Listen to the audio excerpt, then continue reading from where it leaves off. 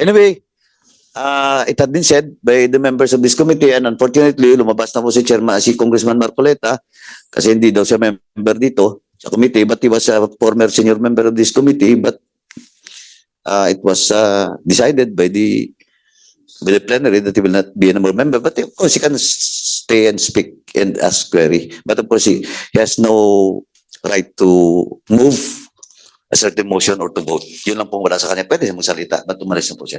Now,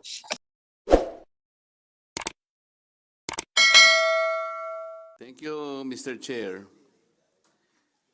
Even if that I am fully aware that I am no longer a member of this committee, I feel I have to contribute something for the benefit of everybody. I saw the title of this resolution, Mr. Chair. It is an inquiry in aid of legislation. And I think this committee is perfectly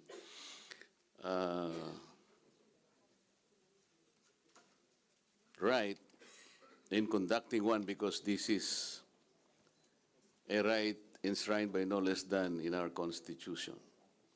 But I was reviewing the case of Neri versus Senate, Mr. Chair, GR number 180643, March 25, 2008,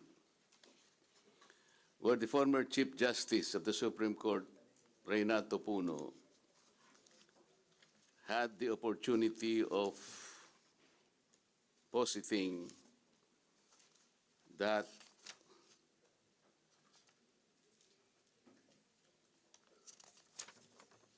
there are two requirements for the valid exercise of the legislative power of inquiry. First, the existence of a legislative purpose. I think this is very important, Mr. Chair, because while this is a position taken by the former Chief Justice, and I believe there is no contrary opinion presented by any other legal luminary, so I believe that this still stands. May I first inquire whether there is the existence of a legislative purpose in conducting today's hearing purposely to process the existing resolution as presented today by the committee. Oh, anybody from the members who want to answer the query? Congressman, Congresswoman, Vice Chair, Luis Ro. With all due respect to the Honorable Marcoleta, but it is the humble submission of this representation that the issue being raised is a matter which falls under the jurisdiction and concern of the Committee on Rules, which apparently referred this inquiry in aid of legislation to this humble committee. So, with all due respect, Honorable Marcoleta, I believe that the discussion of this concern is already moot and academic in as far as the Committee on Public Account is concerned. With all due respect, I beg to disagree, Mr. Chair, simply because I think before the resolution was filed, there should already be a contemplated legislative purpose.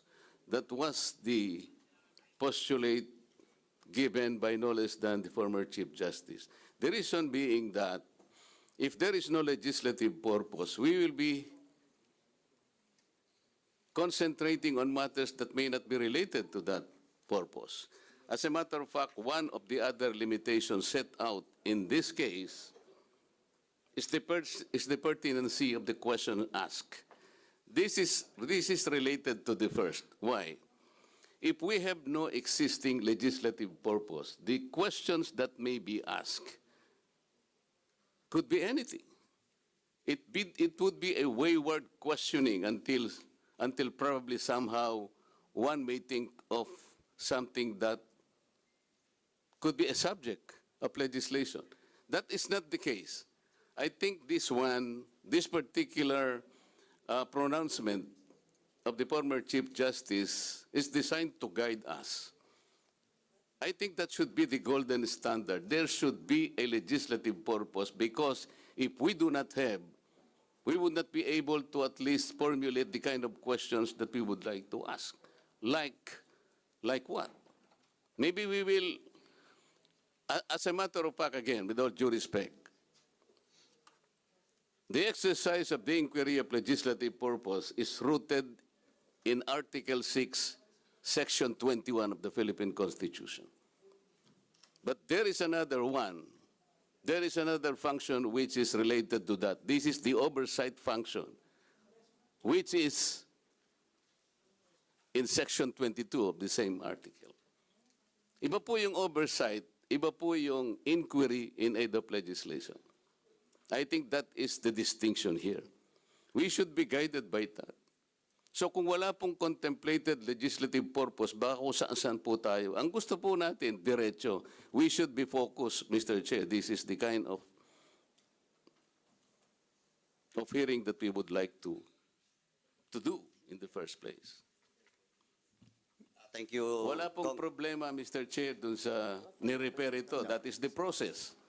Walang debate doon. But I believe it presupposes already a legislative po. Parang may nakabalangkas na. Halimbawa po ako, if you will read the Neri, yung pong treatise ni Mr. Chief Justice, sinabi pa niya yung mga landmark cases na napakarami po, including Arnold versus Nazareno. Kasi po, ang sabi niya, kailangan pong meron tayong contemplated legislative purpose. Ang mangyayari po noon, halimbawa sabi niya, meron kang duda, baka sakaling a provision of that legislative purpose might impact on certain sectors which are not yet clear to you. So, ang sabi niya, you should ask people by way of an inquiry. Kaya po tatawagin natin ang mga taong ito, katulad ng ginagawa natin ngayon, to help us complete and satisfy all the provisions of a contemplative legislative purpose. So kung wala po yun, Mr. Chair, baka po umaba lang, sayang po yung panahon. Ang pagtatanong, iba-ibang ganun, like po nang nangyari sa maraming pagkakataon, Mr. Chair. Pabalik-balik hanggang sa... Yun lamang po ang aking worry, Mr. Chair.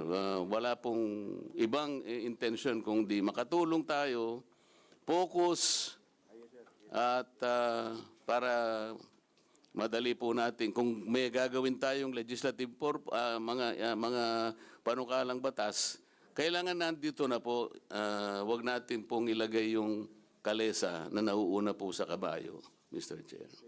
Salamat po. Thank you for that manifestation, Congressman Marcoleta. And you want to, please, Vice Chair. Thank you, Mr. Chair. I agree with Congressman Marcoleta that that is the intent of that decision. But, Mr. Chair, as correctly stated by Congresswoman Luistro, that should have been taken up with the Committee on Rules. Now that it has been referred to the committee, I'm also sure that the case cited by Congressman Marcoleta did not require Congress to have an existing or proposed legislation before we could conduct investigations in aid of legislation. In fact, some of the probable output of this hearing would be correcting certain rules of COA regarding auditing, including our old local government code, which could probably be also amended as a result of this investigation, Mr. Chair. But what he was saying was right, Mr. Chair, in a sense that the investigation must lead somewhere, and that somewhere must be in a form of legislation. So I agree with Congressman Marcoleta, but at the same time, this investigation is not for any other purpose other than pursuing probable legislation, Mr. Chair. Thank you, Vice Chair If I just... Sandali po, please, before you speak, Congressman Marcoleta, please wait to be recognized by the chairman. Let me acknowledge the presence of Representative Romeo Ismo, representing First District of Surigao del Sur. Thank you, sir, for coming. This will be the last note, then the chair will speak with regards to the query or manifestation made by Congressman Marcoleta. Please proceed. I will give you 3 minutes for that purpose, Congressman Marcoleta. Please proceed. Thank you, Mr. Chair. It is precisely the reason why there should be a legislative purpose, Mr. Chair. Yung pong ating gagawin, it's not for a possible lead to a legislation that might be taught later on. Hindi po yung afterthought eh. Ang sinasabi po nung Neri versus Senate, yung pong kahalagahan ng legislative purpose para focus na focus po tayo. Kapag alam po natin yung purpose natin, pati the kind of questions and the persons na gusto nating tanungin, alam na alam natin kung sinong departamentong makakatulong na sa atin because meron nang nakabalangkas na isang panukalang batas. Kung wala po yun, wayward nga po yun. So mas maganda po yung meron nang nandyan kaysa po isipin pa natin, oo nga pala, pwede pa lang magyari na magkaroon pa tayo ng batas sapagkat meron tayo sigurong nakalkal. Parang gano'n. Baligtad, Mr. Chair. Salamat po. Thank you, Congressman Marcoleta. Last to speak before the chair will deliver my manifestation of position with regards to the query or manifestation made by Congressman Marcoleta. Yes, Chairman Ako, please proceed. Si ako. Ko. Thank you, Mr. Chair. I do not want to debate with the erudite Honorable Marcoleta, soon to be senator. But there's a Supreme Court decision also entitled Romero versus Estrada, decided in 2009, which states or which clarified that a legislative investigation and aid of legislation is different from court proceedings. Inquiries in aid of legislation are utilized to enable the legislative body to gather information and thus legislate wisely and effectively, and to determine whether there is a need to improve existing laws or enact new or remedial legislation, even if the inquiry need not result in any potential legislation. Kasi if we really would want to come up with a law or to amend any law, there's a need for the legislative body in its inquiry to gather information and data to guide the legislators to come up with a law. I think that was the intent of Romero versus Estrada, decided in the year 2009, Mr. Chair. Maraming salamat po. Thank you, Chairman Ako. Well, in fact, it's not only with the Romero and Estrada, it also was cited in the Chartered Bank Supreme Court ruling, no? Yung sinasabi nating question of investigation and aid of legislation. But this will be the last now so that we can proceed with the interpellation period. Chairman Dan Fernandez, Yes, thank you so I will much, give you three minutes. Please Thank you proceed. so much. The very intent and purpose why we have filed this resolution, Mr. Speaker, Mr. Chairman. Mr. Chairman, the very essence and the very heart, no, on filing this resolution was based on the legislative intent on amending Republic Act 3019, the Anti-Graft and Corrupt Practices, particularly Section 7, Section 8, and Section 9. The Section 8, Section 7 states that statement of assets and liabilities for every public officer within 30 days must be filed and approved by this act. Nung the last hearing, Mr. Chairman, we have asked for the salary of those personalities or resource persons that we have invited. And under Section 8, meron din pong intent from this sponsor to amend Section 8 and Section 9, particularly the penalties for the violations. And the power of this committee, the oversight power that was given to us by this Congress, is to monitor and to conduct hearings and investigations and reports, and at the same time, the power to subpoena witnesses and the documents. Our authority to monitor and review those accountable people is vested in this committee. And that's the reason why, sayang, wala na si Congressman Marcoleta. Eh, may tatanong sana ako sa kanya. But since wala na po siya, I will not be asking those questions anymore. So, Mr. Chairman, that's the very intent and purpose of filing that resolution. We are not filing that because wala po tayong purpose doon sa pagbabago ng batas na ginawa po ng Kongreso ito. We want to change the laws that we approve in order to ano, para ano po tayo. Kasi evolution po tayo, nag-evolve tayo eh. And we need to change our laws. Yun lang po. Thank you, Chairman Dan. Just to make it clear that the resolution that was filed by the members of this House, well, in fact, emanates from the complaint and the case that was filed in the Ombudsman. That's number one po. Now, second, it was clearly stated by Congresswoman Luis Ro, at the same time, Chairman Acop, with regards, and Vice Chair Flores, with regards to the possible legislative action that will be undertaken by this committee. Well, in fact, ako Mayor, Vice Mayor, and the whole resource person nandito. Though this resolution was referred to, no, the Committee on Rules sa committee po, diligently we do our work to check, to check if indeed there is a basis for this investigation.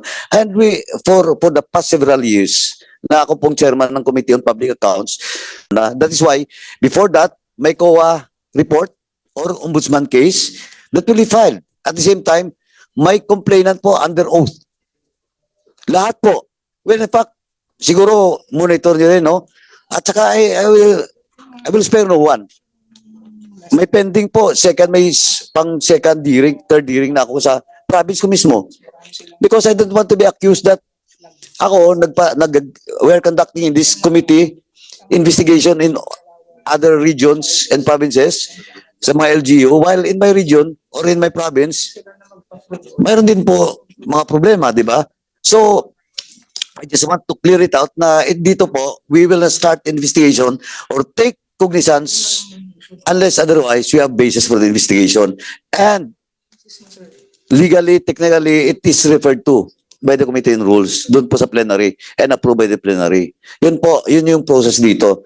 Now, kaya po, of course, the question that was raised by Congressman Marcoleta was also the issue that he raised on separate committee and hearings, no? Pero at the end of the day, yun ang lagi nating sinasabi, kung walang basis, o titigil tayo. But of course, in the first hearing, Mayor, you were not present, Vice, you were not present, and the rest of the council. Mamaya po, we will discuss about it, no? Yung COA findings. No, may mga problema po. That's why, hinabol po natin na we'll have another second hearing today because we do believe that there is a basis for this investigation. And possible legislative actions, no? Dito po lumalabas question of the property, no? Yung mga properties ng municipality. Not only, and I do believe that it happens not only in Mataas na Kahoy. It is so happening siguro sa iba pang mga municipalities. Second is yung COA Resolution 2014, no? Na hindi na kayo pwede mag-create ng fraud audit, blah, blah, blah, etc. But pinalabas nito. That's why it needs a deeper study, no? Yung reason nyo. Well, in fact, it was discussed last hearing pa. But again, once again, we'll discuss it, no? Kasi tingin ko kailangan nating pagkaisahan dito and we will recommend with regards to this reso in the creation of a fraud audit team in this, especially during the election ban o election period. Kasi ito po yung reso niyo 2014. Now, anyway, it had been said by the members of this committee and unfortunately, lumabas na po si Congressman Marcoleta kasi hindi daw siya member dito sa committee but he was a former senior member of this committee but it was decided by the plenary that he will not be a member but of course he can stay and speak and ask query but of course he has no right to move a certain motion or to vote. Yun lang pong wala sa kanya. Pwede siya magsalita, but umalis na po siya. Now, with regards to that, anyway, at least siguro malinaw lang na gusto namin linawin na there is a basis for this investigation, this committee. And sabi ko nga, we will not proceed. We do diligently study if there is a basis for the investigation. Thank you po.